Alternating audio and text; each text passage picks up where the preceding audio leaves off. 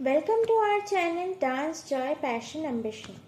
सबसे पहले आप सभी को 76वें गणतंत्र दिवस की हार्दिक शुभकामनाएं। वाराणसी यात्रा ब्लॉग के तीसरे भाग में आप सभी का स्वागत है। आज़ादी से पहले तथा प्राचीन भारत का वाराणसी, उसके घाट तथा मंदिरों की विरासत व अस्तित्व आज भी मौजूद हैं, किंतु उनमें पुनरुत्थान का कार्य जारी है।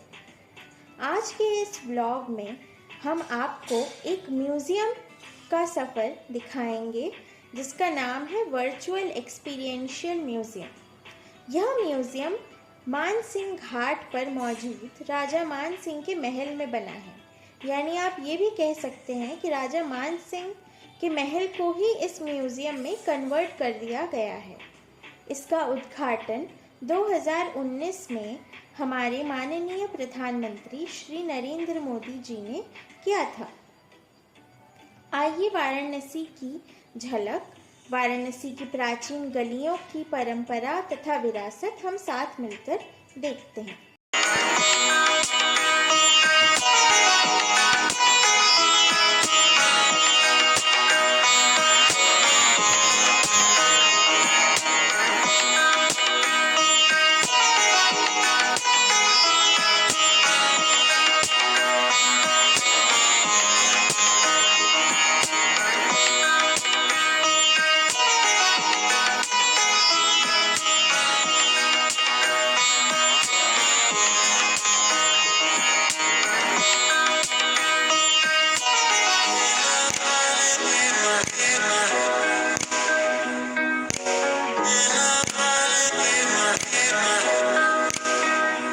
काशी यात्रा के दौरान हम आभासीय अनुभूति संग्रहालय में आए हैं, मतलब वर्चुअल एक्सपीरियंशियल म्यूज़ियम। इसके अंदर देखिए, ये मानसिंह वेधशाला, ये मानसिंह घाट बहुत फेमस घाट है। राजा मानसिंह की हवेली है जिसे कि म्यूज़ियम में कन्वर्ट किया गया है। और यहाँ पे जो स्टोन लगा हुआ है उसमें सबका कंट्रीब्यूशन और सब लोगों ने क्या क्या किया, प्रधानमंत्री जी ने क्या किया, उन सब चीज़ों के बारे में जानकारी मिलेगी। और इसके वॉल पे देख सकते हैं कितना कलरफुल यहाँ पे काशी की पेंटिंग बनी हुई है जो बेहद खूबसूरत है। मैं यहाँ फ़र्स्ट टाइम आई हुई हूँ तो मुझे भी बहुत अच्छा लग रहा है। अंदर आने के बाद महसूस हो रहा है कि हाँ, एक बहुत खूबसूरत जगह है ये म्यूज़ियम बनने का कार्य तो बहुत सालों से चल रहा था, लेकिन जहाँ तक मुझे याद है ये 21 में इसका उद्घाटन हुआ है। उसके बाद से ये पब्लिक के लिए खुला है। चारों ओर वॉल पे कलरफुल काशी की झलक देखने को मिल रही है। हर जगह बनारस के जो तीर्थ स्थान है, मंदिर है, मस्जिद है, गुरुद्वारा है, उन सब की झलक यहाँ पे देखने को मिल रही है। अब इस म्यूज़ियम में मैं एकदम नई आई हुई हूँ, तो जैसे जैसे हम आगे बढ़ेंगे, प्राचीन काल में काशी का स्वरूप कैसा था, यहाँ पे महल कैसे होते थे, और इन सब चीज़ों को हम दिखाएंगे। और यहाँ कौन से लोग रहते हैं और पहले कौन से लोग रहते थे, इसके बारे में काफ़ी कुछ जानकारी है। इसमें काशी हिंदू विश्वविद्यालय के बारे में जानकारी है, मालवीय जी, एनी बेसेंट जी, इन सब की यहाँ पे झलक पर्दे पे दिख रही है। तो इस ब्लॉग को एक भी स्टेप स्किप मत करिएगा, क्योंकि ये काफ़ी एजुकेशनल और इंटरेस्टिंग ब्लॉग होने वाला है। इसमें आपको काशी हिंदू विश्वविद्यालय भी दिखेगा, घाट भी दिखेगा, गलियाँ भी दिखेंगी, बहुत सारी चीज़ें देखने को मिलेगी। तो अंत तक आप हमसे जुड़े रहिए।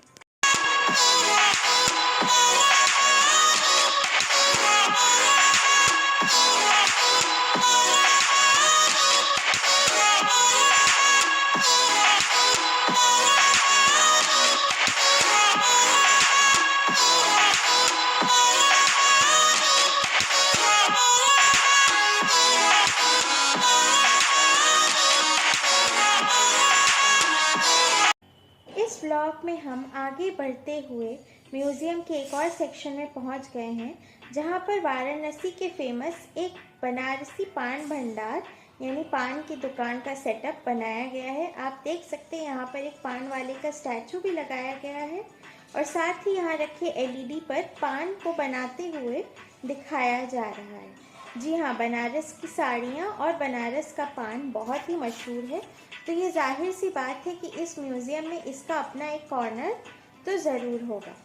ये देखिए, पान यहाँ पर बनाते हुए एलईडी में दिखा रहे हैं। अब हम आगे बढ़ते हुए साहित्य और पत्रकारिता यानी लिटरेचर एंड जर्नलिज्म पे पहुँच गए हैं। ये एक बुक के शेप में एक आपका एलईडी वीडियो चल रहा है, जिसमें वाराणसी के में पैदा हुए जितने भी फेमस लेखक हैं, जैसे कबीर दास, प्रेमचंद, भारतेंदु हरिश्चंद्र, तुलसीदास, उन सब के बारे में जानकारी दी जाएगी। देखिए यहाँ पर लिखा है, जानकारी के लिए किताब को छुएं, यानी एक टच स्क्रीन है, आप इसको टच करके किसी किताब और उसके राइटर के बारे में जानकारी ले सकते हैं। ये देखिए, ये जो चार्ट बना है ये पूरा वाराणसी में साहित्य और पत्रकारिता का चार्ट है, यानी मैगजीन्स, न्यूज़पेपर और नॉवेल्स। ये देखिए यहाँ पर मुंशी प्रेमचंद्र, जयशंकर प्रसाद, भारतेंदु हरिश्चंद्र, देवकीनंदन खत्री, इन सब के बारे में यहाँ पर थोड़ा थोड़ा जानकारी, जैसे इनका जन्म, इनकी मृत्यु, सब लिखा हुआ है इंग्लिश और हिंदी दोनों में।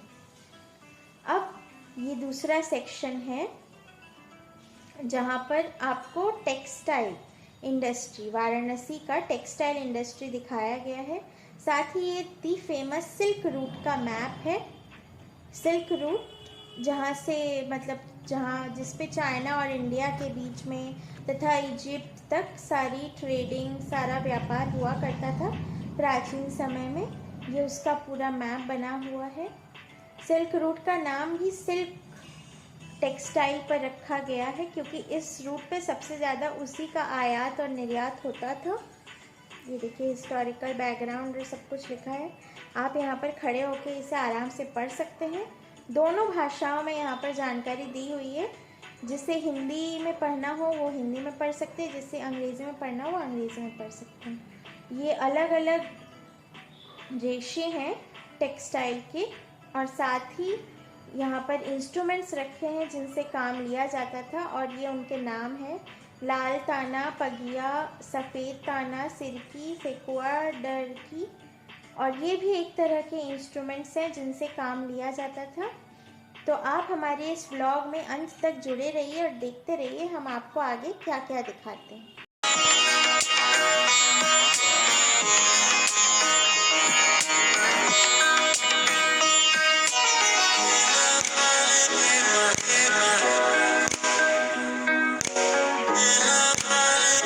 वाराणसी यात्रा में अब हम लोग यहाँ म्यूज़ियम में पहुँच चुके हैं। यहाँ पे आप देख सकते हैं सारी चीज़ें लिखी हुई हैं और काफ़ी खूबसूरत यहाँ पे है, जिसमें हमें प्राचीन शिल्प, इन सब चीज़ों की झलक मिलती है। स्टोन एंड मड स्कल्पचर ये लिखा हुआ है, पिंक रोज़।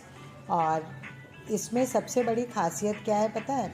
ये म्यूज़ियम जहाँ बना हुआ है, हम ये गणतंत्र दिवस इस साल जो मना रहे हैं उसमें आप देख सकते हैं कि प्राचीन काशी, जो कि आज़ादी के पहले जैसा था, अब उसमें काफ़ी चेंजेस आ गए हैं। तो ये म्यूज़ियम जहाँ पे बना हुआ है, यहाँ पे हमारे काशी में जो कार्य होते थे, मिट्टी की परंपरा, स्कल्पचर वगैरह, तो इसमें पुरानी चीज़ों को कांच के इसमें शेड करके रखा गया और सारी चीज़ों के बारे में बताया गया कि किस तरह के खिलौने हैं, क्या है। तो जैसे जैसे हम एक एक जगह यहाँ पे घूम रहे हैं तो हम पुरानी चीज़ों को देख रहे हैं, जिन्हें काफ़ी अच्छे तरीके से सजा के यहाँ पे रखा गया है। और ये लोग यहाँ पे जो भी स्टाफ हैं वो हमको काफ़ी जानकारी दे रहे हैं। अब हम वाद्य यंत्र वाले सेक्शन में आ गए हैं। यहाँ पे आप पुराने ज़माने का ये सितार देख सकते हैं, और यहाँ पे संगीत की लोक धारा करके एक पूरा पोस्टर लगा हुआ है, जिसमें सब गुरुओं के नाम और उनका क्या कंट्रीब्यूशन रहा, जिसमें प्रोफेसर लालमणि मिश्रा जी का नाम भी लिखा हुआ है। उन्होंने म्यूज़िक कॉलेज में भी अपना काफ़ी सारा योगदान दिया है, और उनके साथ जुड़ी हुई कुछ यादें म्यूज़िक कॉलेज यानी फैकल्टी ऑफ परफॉर्मिंग आर्ट्स में भी वहाँ पे काफ़ी सारे पुराने वाद्य यंत्र रखे गए हैं। और ये नृत्य के बारे में लिखा गया है, संगीत के बारे में लिखा गया है, वाद्य यंत्रों के बारे में भी यहाँ पे लिखा हुआ है। सब कुछ यहाँ पे मौजूद है। हम आपको धीरे धीरे एक एक चीज़ को दिखाने की कोशिश कर रहे हैं। और इस म्यूज़ियम में ये सब जो वाद्य यंत्र रखे गए हैं, जैसे ये हारमोनियम है, तबला है, ये सब प्राचीन कालीन है। और काफ़ी यहाँ पे सीसीटीवी कैमरा वगैरह लगा हुआ है, तो ये सारी चीज़ें प्रोटेक्टेड हैं। काफ़ी साफ़ सुथरी जगह है और देख के बहुत अच्छा लग रहा है कि ये हमारी धरोहर, हमारी विरासत को बचा रहे हैं। चूँकि ये डांस का चैनल है, तो यहाँ पे अगर हम वाद्य यंत्र, संगीत, नृत्य की बात न करें तो ये व्लॉग हमारा इनकम्प्लीट रहेगा। तो काशी यात्रा में जो चीज़ें इम्पॉर्टेंट हैं वो हम आपको दिखाते जा रहे हैं। ये मेडिटेशन की जगह है जहाँ पर कि छोटे छोटे लाइट्स लगे हुए हैं और फुल्ली एयर कंडीशन है और यहाँ बैठने की बहुत अच्छी व्यवस्था है। अगर आप चाहते हैं कि थोड़ी देर के लिए मतलब घूम के आए हैं और आपका मन थोड़ा अशांत है, तो यहाँ बैठ के आप मेडिटेशन कर सकते हैं और साथ ही साथ बोल सकते हैं यहाँ पे आके, I am a peaceful soul, powerful soul. तो आपको बहुत अच्छा लगेगा क्योंकि रोशनी बहुत कम है, शांति चारों तरफ इतनी है कि यहाँ आने के बाद, बैठने के बाद यहाँ से निकलने का मन नहीं कर रहा है। फिर मुझे लगा कि नहीं, ये चीज़ मैं आपको दिखाऊं। और इसमें ये देखिए बास्केट की तरह यहाँ पे लाइटिंग है जो कि काफ़ी खूबसूरत है और हर जगह पे यहाँ पे स्क्रीन पे कुछ न कुछ चल रहा है जिसे आप सामने से रिमोट से भी आप कंट्रोल कर सकते हैं। अगर आपको कोई प्रॉब्लम हो रही है तो आप इनसे स्टाफ से भी पूछ सकते हैं। यहाँ पे मुक्ति धाम, काशी में बहुत सारे लोग आते हैं, जो कि जीवन का सबसे बड़ा सत्य है कि हमें इस दुनिया को छोड़ के जाना है, तो मुक्ति के लिए काफ़ी लोग काशी में आते हैं। तो यहाँ पर काशी में जो मुक्ति धाम स्थल है उनकी झलक पर्दे पे दिखाई जा रही है। तो इस वीडियो को अंत तक देखिएगा, आपको काफ़ी अलग महसूस होगा। प्राचीन भारत के वाराणसी में जब विदेशी पर्यटक आए थे तो उसके बारे में इस यहाँ पे जानकारी दी जा रही है। ये हम प्रोजेक्टर के माध्यम से देख सकते हैं और इसमें अलग अलग जगह पे ये दिखाया गया है। साथ ही साथ कठपुतली शैली, इसका यहाँ पे मंचन किया जा रहा है। अब तो स्कूलों में दिखाया नहीं जाता है, हम लोग के समय कठपुतली नृत्य के बारे में काफ़ी कुछ दिखाया जाता था। यहाँ पे कठपुतली डांस या नृत्य के माध्यम से रामलीला का मंचन दिखाया जा रहा है। तो हम लोगों ने क्या किया कि शॉर्ट फॉर्म में इसे रिकॉर्ड किया। इसमें आप देख सकते हैं बीच बीच में कुछ कुछ घटनाएं हैं, हनुमान वाला प्रसंग है, तो इसमें थोड़ा थोड़ा करके हम रिकॉर्डिंग कर रहे हैं और आगे बढ़ रहे हैं। और इसमें वार्तालाप चल रही है, बहुत सुंदर ढंग से इसको दिखाया जा रहा है। और इसके अलावा हथकरघा का भी यहाँ पे हमें झलक देखने को मिल रही है। प्राचीन कालीन हथकरघे पे कैसे काम होता था उसकी झलक दिख रही है। और इसके अलावा यहाँ पे पर्व और त्यौहार लिखा हुआ है, मतलब प्राचीन काल में किस तरह से वाराणसी में त्योहारों को मनाया जाता था उसके बारे में भी काफ़ी जानकारी दी गई है। और वाद्य यंत्रों की जानकारी दी गई है। वॉल पे यहाँ पे जगह जगह पे इसका सभी वाद्य यंत्रों के चित्र बने हुए हैं और नीचे काशी के घाट का वर्णन है। कुछ एरिया यहाँ पे मेंटेनेंस कार्य में लगा हुआ है तो हम पूरा नहीं देख पाए, जितना दिखा है हम उसी को आपके साथ शेयर कर रहे हैं। ये हम म्यूज़ियम के एक और पार्ट में पहुंच गए हैं जहां पर आप देख सकते हैं दीवार के दोनों तरफ ये स्क्रीन लगा हुआ है, प्रोजेक्टर का स्क्रीन। ऊपर प्रोजेक्टर मशीन्स लगे हुए हैं, इधर भी प्रोजेक्टर मशीन्स लगे हुए हैं और साथ ही साथ चारों तरफ की दीवारें वाइट कलर से पेंट की हुई हैं। हाँ, यहाँ पर हम इसलिए आए थे क्योंकि हमें कहा गया था कि यहाँ पर 15 से 20 मिनट तक एक स्टोरी दिखाई जाएगी, गंगा अवतरण की कथा या द डिसेंट ऑफ गंगा, यानी गंगा नदी या माँ गंगा हमारी पृथ्वी पर कैसे आई उसकी कथा यहाँ पर सुनाई जा रही थी।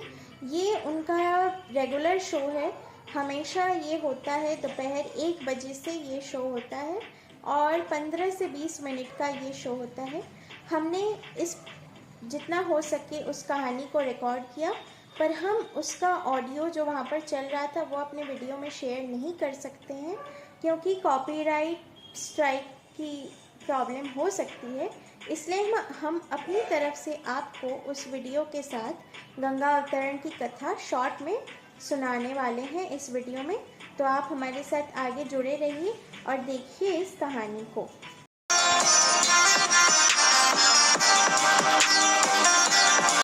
अब मैं आप सभी को शॉर्ट में गंगा अवतरण की स्टोरी सुनाती हूँ।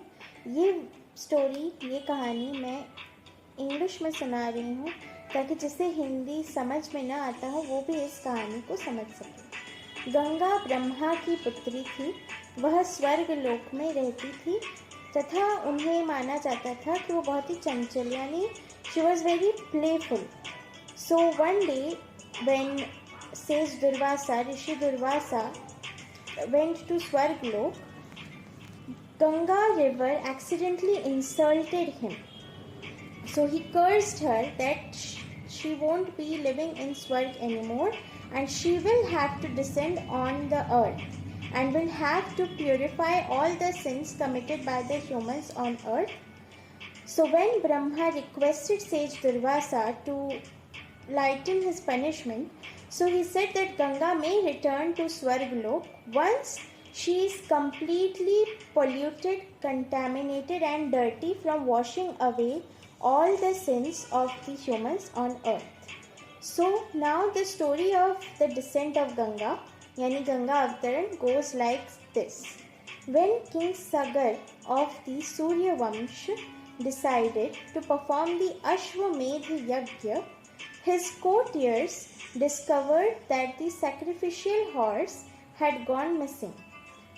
The king therefore ordered his 60,000 sons to go and find the horse.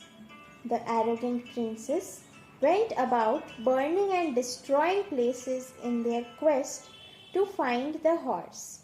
And presently they came to sage Kapil's hermitage. Hermitage yani ashram.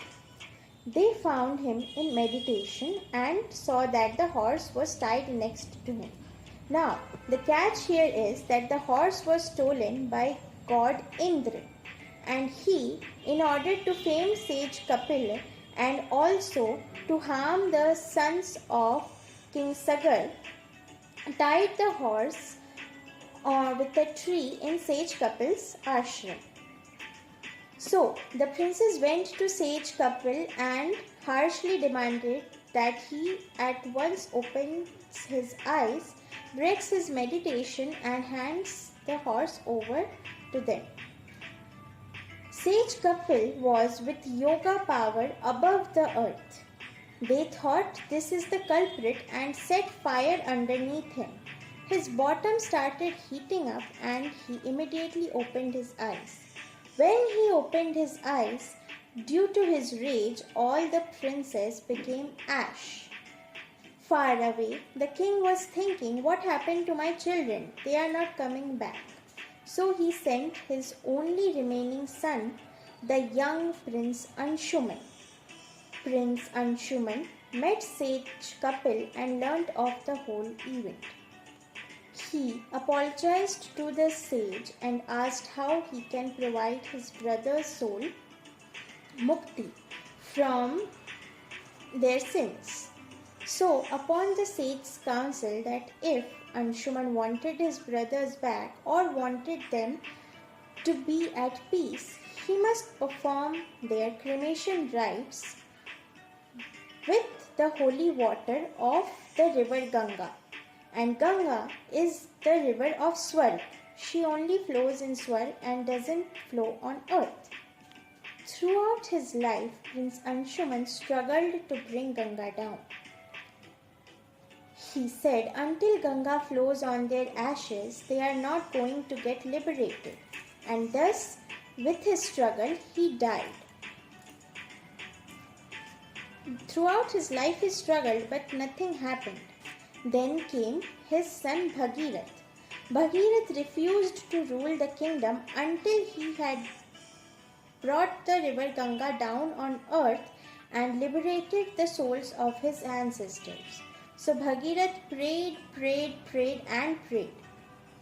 to Brahma to let Ganga come on earth.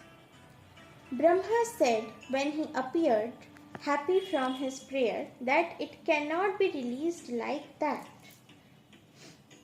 because the flow of Ganga is too ferocious. If she is released just like that on earth, then she will wash away all the life on earth. The earth will be destroyed. So, there is only one way that Ganga descends on earth, is that if Lord Shiva first takes her into his hairs and calms her ferocious waves down. Then only Ganga can peacefully descend on earth and the earth will be saved from her wrath. So Bhagirath then prayed to Lord Shiva, please hold river Ganga up in your jata, that is locks, otherwise my whole efforts will be a waste and the earth and its inhabitants will wash away under her ferocious waves. So Lord Shiva tied his jata and kept river Ganga in it when she flowed down from Swarglok. But Shiva wouldn't release her back. He simply kept quiet. Then again Bhagirath prayed to Lord Shiva that please release the river Ganga from your jata. The purpose is something else. Then afterwards Shiva released river Ganga through his hair. Then Ganga came with such force and flowed through the ashram of a sage called Jahanu. He was so angry, he simply took the river Ganga and swallowed it. Then Bhagirath again prayed to Jahanu, please release it. Then he released Ganga through his ear. Because of this incident, Ganga came out of Jahanu Rishi's river and she was called Janvi. And due to Bhagirath's prayers, she came on earth, so she also came to be known as Bhagirathi. Then Ganga flowed through earth and also successfully her water liberated the souls of Bhagirath's ancestors. So since then the river Ganga has been a pious river for us Indians and has been flowing on earth in India through various cities like Varanasi, Prayagraj and comes directly from the Gangotri glaciers. Hope you all liked this story.